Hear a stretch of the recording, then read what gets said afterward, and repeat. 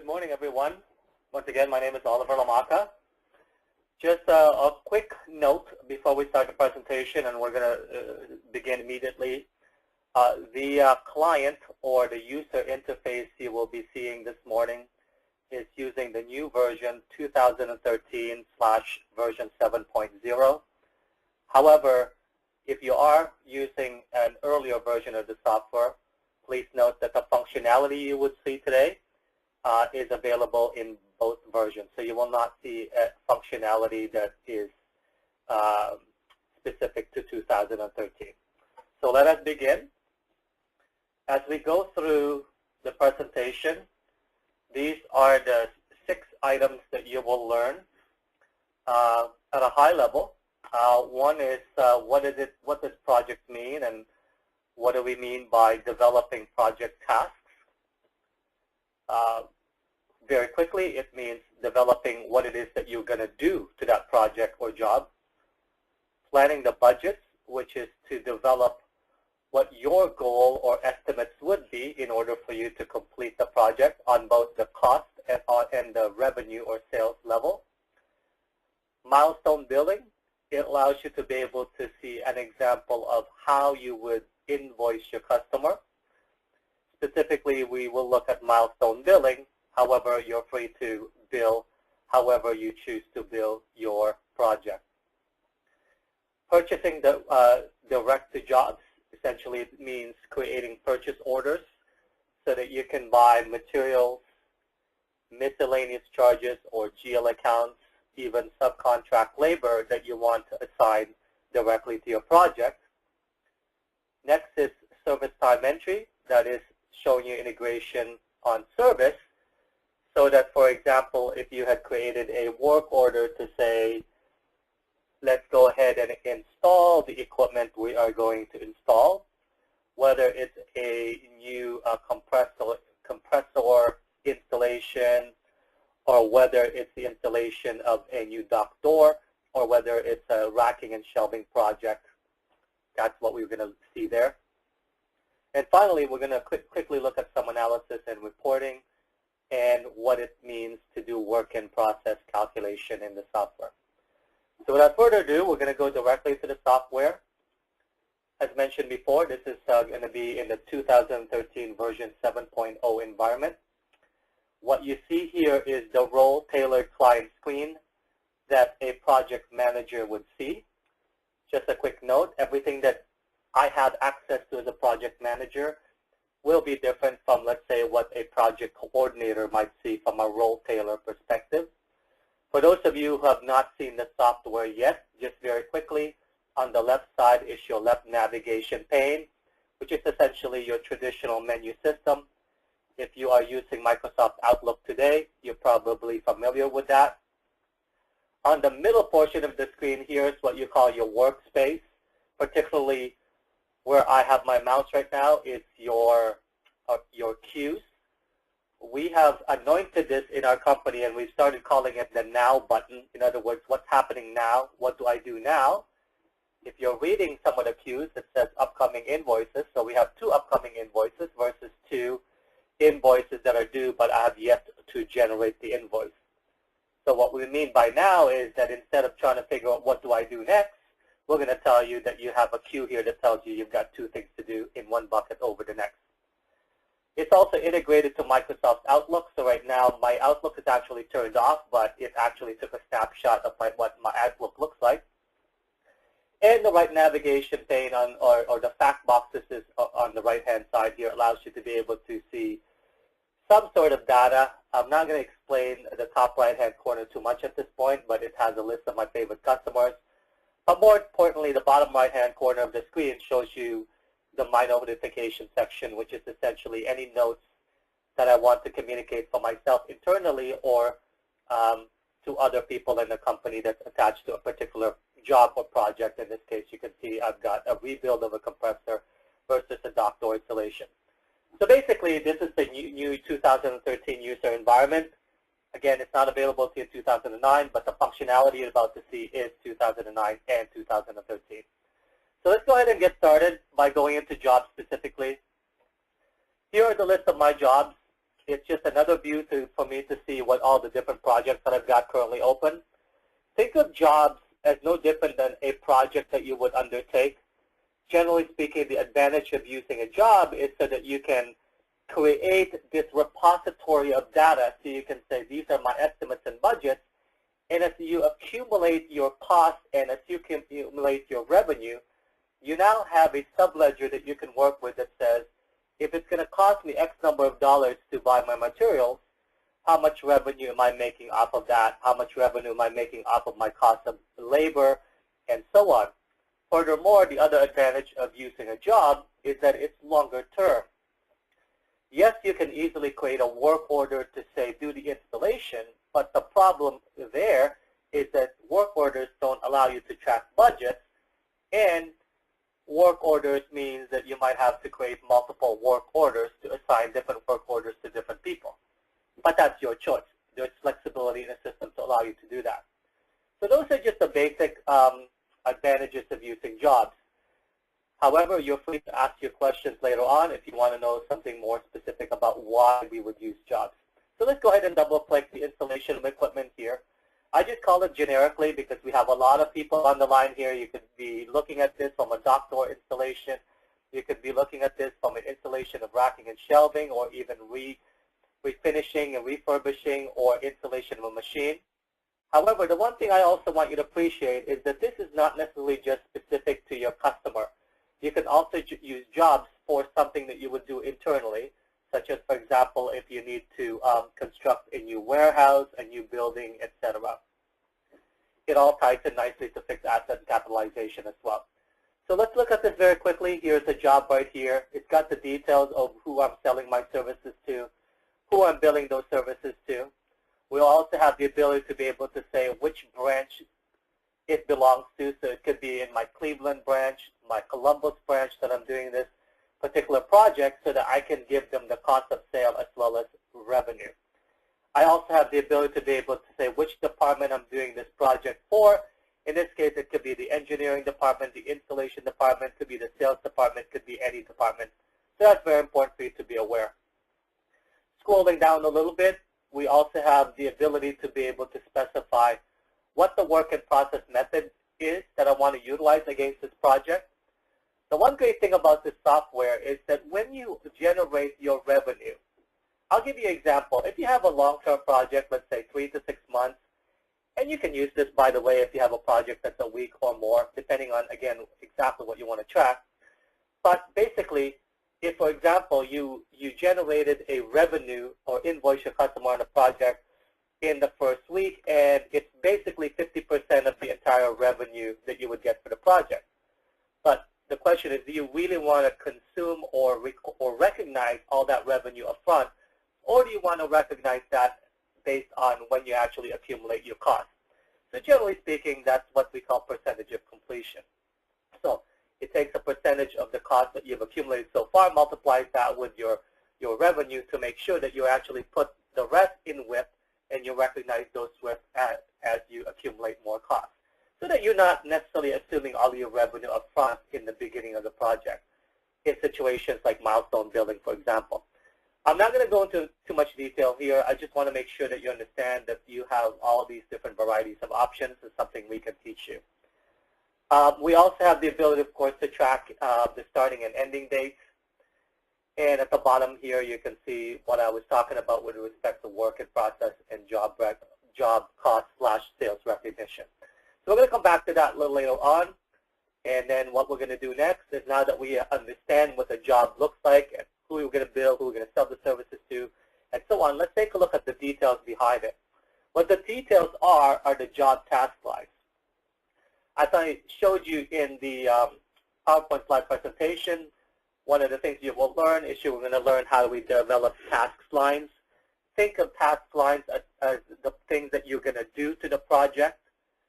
If you're familiar with Microsoft Project, it's essentially the combination of your tasks and steps. In this case, we've married them together. This is a very quick illustration of what a simple project looks like. You will notice that I've got them grouped together to say, here are all my deposits, first deposit versus second deposit. Here are all my design and engineering work. Here are all my purchase of raw materials and anything that might subcontract. Here are all my installations. And of course, at the bottom here is the final payment once I've completed a project, and of course, it gives us the project total. If you look at the screen as well, you will notice that there are start and end dates. Those are important because it allows you to be aware of when you're supposed to start that particular task and when it's supposed to end. Furthermore, if I go back to the screen here, in my Rolltailor client, if you recall, you saw in my activities and queues that I actually have things to invoice. So from a revenue standpoint, that's very important for you to be aware of. So in this case, you don't have to guess which one. You just click these queues, and it'll take you directly to the job that needs to be invoiced. We're not going to get into that right now. I just want you to be aware that that's there. Now, if we go back here, you will also see columns here called scheduled total cost. That essentially means this is what you budgeted as far as what it's going to cost you. Now, if I look at the usage total cost, that means that's what you have accumulated as actual cost to date in comparison to the budget. So if you look at this under drawings and specifications, we are $500 under our budget. Are we done? Not necessarily, but who knows, right? That's why you drill down on those numbers. Furthermore, when we look at our revenue side, we also have the ability to be able to say, we think we're going to make $8,000. This is how much we've invoiced so far, which is $8,000 because we collected the deposit. So this example, by the way, of a job task for this project that I have is milestone billing. It means that I've got a first deposit and a second deposit. It's really up to you where you want to put these line items. The second deposit could be down here somewhere in the middle that says, okay, once I've purchased the material, I'm going to go ahead and bill my customer for the second deposit so that I can start the installation. Again, it's up to you how you generate your project tasks. Now that you've seen what project tasks look like, and as you can see, I've grouped them together so I can see subtotals as well, the next thing I'm going to show you is job planning lines or the budgets. So it's one thing to say that, hey, you know what, I've got a, hold on a second here, I'm just going to pop up something quickly on my other machine.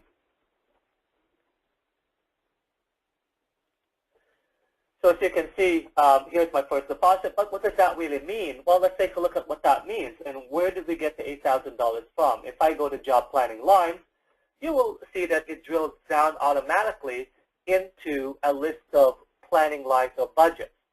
As you can see as well, I've got dates associated with them, so I know when I'm supposed to deliver it or execute it. And this is the reason why in the queue earlier you can see that the software is telling me, hey, you need to bill, and it's because of these dates. Now, what's important to note as well is that it's easy enough to see, yes, I do put a quantity in there and I do put a unit price in there. But it's also important to note that if you have engineering control numbers or change order numbers, you'd be able to add those adjustments to budget, so planning lines as you see fit. As you can see, there's also a box here that allows you to track that engineering control number, typically called ECNs or CCNs, or call it whatever you want. It allows you to track back to the documentation that made that change to the revenue or made that change to the actual budget itself. So it's very important for you to be aware that that exists. Now, as you can see, the total amount that I've got budgeted so far is $8,000, but if I press escape here and I go back to the actual task line, you can see that I have, in fact, sorry, I didn't mean to do that too quickly. You have actually seen, in fact, that I did invoice that particular deposit. So that means I don't have to do anything to it. However, I did tell you that one of the things you will see is how do we generate sales invoices as part of the milestone billing. So that's what I'm going to show you right now. So in this case, what we're going to do is we're going to go into the second deposit. We're going to go to the job planning line. If we have one or more planning lines that we want to invoice, keeping in mind that you might have different dates here, all you have to do is select the line item or click this box right here, kind of like Excel, to select all line items. But because we only have one, we'll just select that. The next thing we do is we go to Actions and we click on Create Sales Invoice. And what that will do is it will pop up the Create Sales Invoice function. We have the ability at this point to append that to an existing invoice or create a new one. And based on the current date today, which is the 26th, that means that that's going to invoice today. So you can see I'm following my rule of thumb in that I go ahead and invoice when I'm supposed to. Keeping it simple at this stage, I'm going to click OK. It's going to tell you that it created a sales invoice for that. Where did the sales invoice go? Please bear in mind that you can have multiple line items here that you're invoicing. So it's actually behind the scenes. It's very quick for us to get to it. I'm not going to bother scrolling all the way to the right of the screen because there's a column there that tells you what the sales invoice number is. But I want to show you this instead. I'm going to click this button right here to go get the sales invoice, and here's the sales invoice that's auto-generated. What's important to note here when it created the sales invoice is that the line items that I selected to invoice from within the job planning lines is automatically transferred to the sales invoice. Without getting into any further details, specifically, it knows what the job number is that it's going to assign this revenue against. It also knows what job task line it's going to assign it to. So once again, we can look at the budget of the task lines versus we can look at the actual, in this case, revenue. So in this case, I have the ability to change the unit price if I wanted to, but at this point, why bother? We know what we need to invoice, so let's go ahead and just invoice this. So what we're going to do at this point is we're just going to hit the post button here. We're going to say invoice. Of course, that generates the invoice itself from a paperwork standpoint, generates the receivable, it generates all the GL ledger transactions, but more importantly, if I press escape here, it will also update the contract invoice price to say that we did invoice it. So I'm just going to press F5 here, much like you would press F5 in Internet Explorer, your browser, to update the data. You can see we have a $2,000 amount here. What's even better is that I can actually drill down on that to see what date I specifically invoiced it for. And in this case, I can navigate on it as well, so that it will go into all the list of transactions and tables it affected as a result of billing that invoice. I won't bother showing you what the invoice looks like at this stage. Just be aware that in real time, it posted it against all these different tables. As I mentioned to you, it will affect the GL and the customer ledger or the receivable.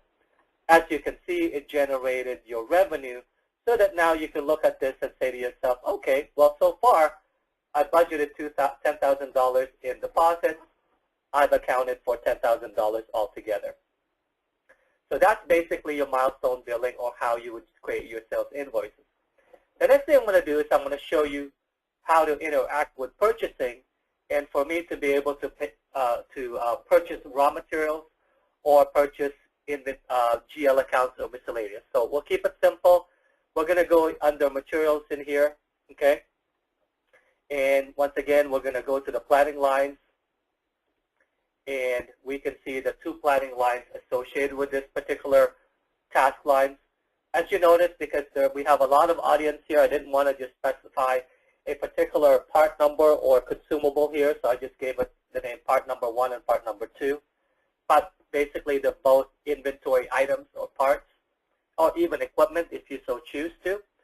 So what I'm going to do at this stage is I'm going to select both line items, and I'm going to tell the software that I'm going to create a purchase order against that. Once again, I can select one line item if I wanted to. And I'm going to create a new purchase order, and I'm going to say that I'm going to purchase that from vendor number 2700. Once again, I can append that to an existing purchase order. I mentioned that earlier in the sales invoice process, but I didn't elaborate on it too much, so I'll elaborate it now. What I mean by append to existing sales invoice or append to existing purchase order, it just means that if you forgot to add additional line items and you don't want separate POs or sales invoices, provided that they're still open, you can append or add to them. So what I'm going to do here is I'm going to hit OK. I'm going to just ignore the dates at this point because I'm on purchasing anyhow. So I'm going to click OK. Once I do that, once again, it's going to create the purchase invoice. And you can go ahead and grab it as you see fit. And as you can see, those two line items or parts will appear on my purchase order. So this is just a basic purchase order for you. Okay, No different than what you're accustomed to today if you're currently using EquipSoft. So at this point, I'm just going to put the vendor's payable invoice number here, and I'm going to scroll to the right here, and I'm going to identify that I do want to receive both line items, 10 each. I'm not going to do a back order. Just ignore that message for now. It just means that the software is saying I could have used a warehousing module for this, but I'm going to skip it at this point. So what I'm going to do at this point is I'm going to press F11 to post, and I'm going to say receive an invoice. Essentially at this point, by receiving and invoicing this, and this is a very important concept with job management or project management, it's a term of purchasing direct to job. What's very important here is that as soon as I go ahead and receive this, I don't have to take the extra step of saying, oh yeah, I'm going to receive it, put it in inventory, do a negative adjustment or job journal to take it out of inventory and put it against the job. It's called direct to job for a reason, in that it doesn't actually receive it into inventory. It just puts it directly to the job, thus eliminating that extra step. So I'm going to go ahead and click OK here.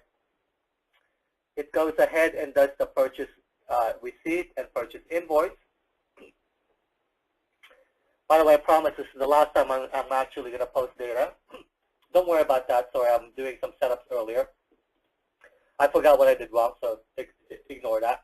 But I'm going to press escape in here, and I'm going to press F5, and you will notice the materials change. Now it's $2,000. If I drill down on that, what you will see is that earlier in the month, I had already done a purchase of a part number 1 or part number 3, whatever that may be, but you can now see the 2 part numbers that I had accounted for or consumed against this project or job task line.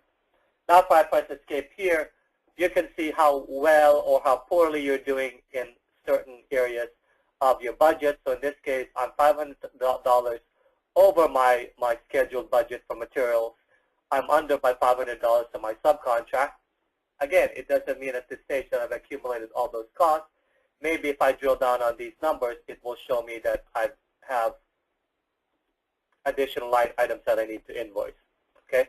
So in this case, I've got one more that I've yet to invoice. That's the reason why I'm under by $500. Now, the last thing I'm going to show you from a data entry perspective is labor. So you've learned how I do invoicing from a sales perspective, purchasing from a PO, purchasing of material goes, and again, you can purchase GL accounts. Now I want to show you the delivery installation and how do we go about entering time against this. So what do I mean by that? So what I'm going to do is I'm going to switch to a work order that I've already pre-created in the software, so I'm not spending any more time creating that work order. Here's the work order I've created, work order number 29.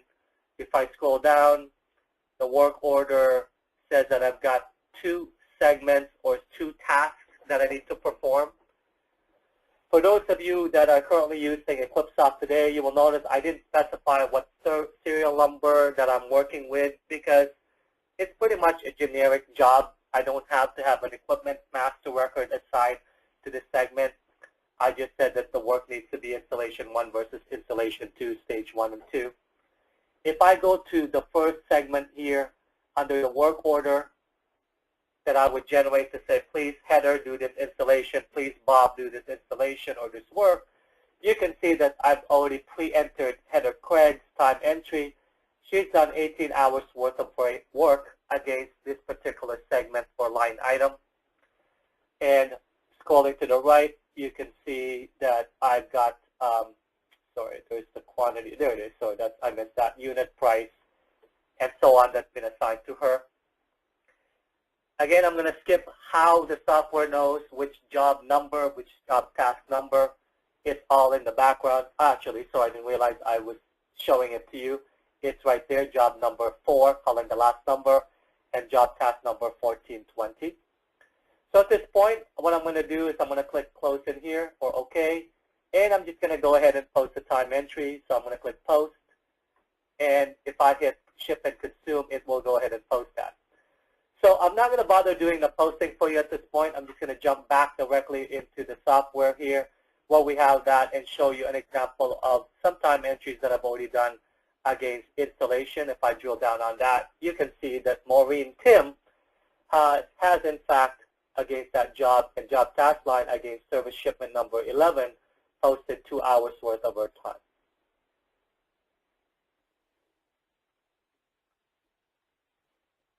So just to recap, we've learned how to invoice sales, we've learned how to integrate to purchasing, we've learned how to integrate to service posting for time entry. Now the next thing that we're going to finally look at is a little bit of analysis and reporting. I'm not going to go through any particular report here, but I want to focus a little bit on work in process. So what I'm going to do here is I'm just going to close this out, and I'm going to go back to jobs. Okay, and what I'm going to do here is, where did my screen go? I forgot where it was. Sorry, go back to the job. Sorry, forgot where I was. I should read my own notes.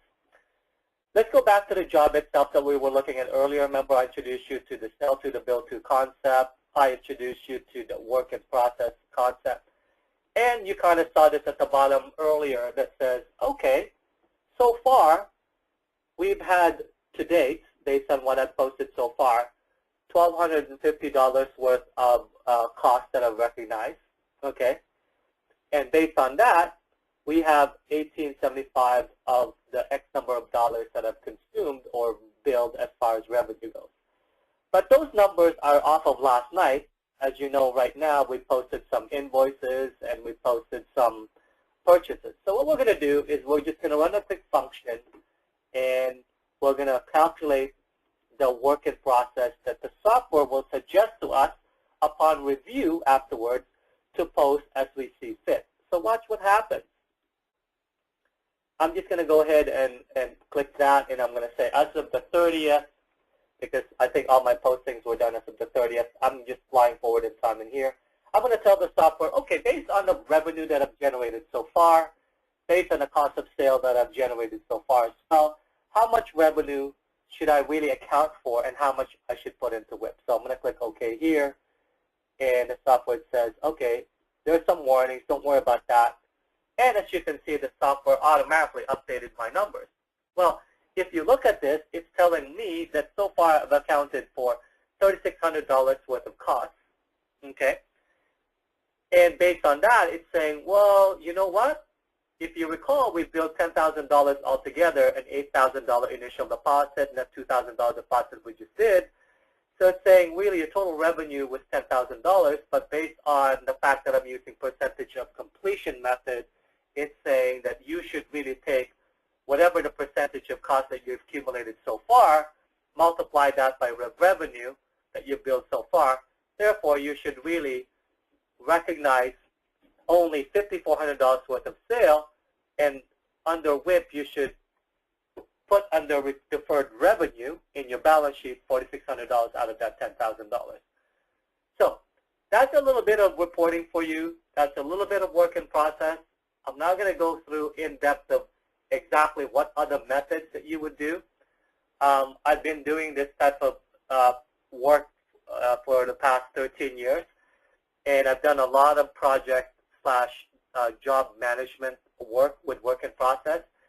And the reason I focused on percentage of completion is because generally speaking, 9 out of 10 projects that I've ever implemented uses the same method. However, if you're wondering, and let me give you a question that you're probably thinking just in case, if I don't want the software to suggest these for me, can I do it myself manually? The answer is yes, you can. But once you see what the software is doing, you will be able to appreciate how it can automate and make your life easier. So let's go back to the presentation. Go back to our last page. That is the end of what I'm going to show you. Please go ahead and raise your hand by entering your questions into GoToMeeting. Once again, if you expand the GoToMeeting bar on the top right-hand corner of your screen, you should be able to see the questions bar, and you just hit the plus sign on that and type your question.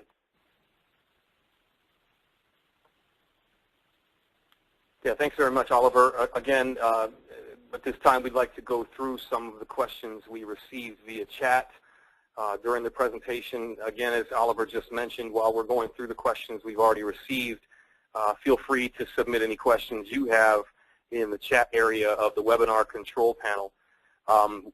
Oliver, one question submitted was, do jobs allow you to do a percentage of completion calculation for work in process to recognize revenue? Yeah. So, as I mentioned earlier, you can do that. And again, you can either let the software do it for you, or you can do it manually. There are a variety of different methods it will use as well. The other most popular method, percentage of completion being the most popular, the other method is completed contract, which essentially what you would use, for example, if you're doing an internal project. This is the best example I can give you that will make sense. For example, you could create a job or project based on the fact that you are building a new building or adding a new warehouse location or branch. Now, from an accounting standpoint, you're not going to recognize any of those expenses until you actually finish the construction, or in that way until the end when you're ready to capitalize the project. So that's another method available to you. Okay, another question we received, Oliver. Why would you not just use service orders instead of a job? Yeah, as mentioned earlier, and I'll expand on that a little bit, is that with work orders, and then this comes from experience in my case, of course, having done a lot of job project management work and a lot of service management work as well. The thing about service orders is every company is kind of different. They might want to generate a work order to say, I'll give you an example of one that I just did recently with a dock door installation company. They might say one work order is for these group of installers to dig the ditch. Another work order might be for this different installer, a group of laborers or subcontractors to say cut the wall, and then finally to install the leveler or the restraint. Well, you can't combine them into the same work order because you have to release the paperwork. Then now you have 3 work orders. How do you now combine the cost associated with each one? And how do you invoice your customer? Are you going to invoice them per work order? Customers don't want that. They want to be invoiced for the project itself. And how do you do milestone billing for that? So, yes, it is integrated with the entire job and project management function, but it has its own use. So that's the reason why most people would choose to do it under the job and project grant. Furthermore, as I mentioned earlier, you don't have budget in service. It's not meant to have that. More just like you don't have budget on a purchase order or a sales order or sales invoice. That's all done within the project planning screen. By the way, you have our email addresses, mine specifically as well, and if you can please copy Dave Dijon if you want to direct your email to me or vice versa. If you do have something specific that you want to ask that you just not coming to your head right now, feel free to contact us directly if you like. Yes, this concludes our presentation today. This webinar has been recorded and will shortly be available on our website, equip-soft.com. So on behalf of Oliver and the entire EquipSoft team, I sincerely thank you all for taking the time to join us today. If you have any other questions about EquipSoft, we'd be happy to assist you in any way we can. So thanks again, everyone, and we hope you join us again, and we hope you have a great rest of your day.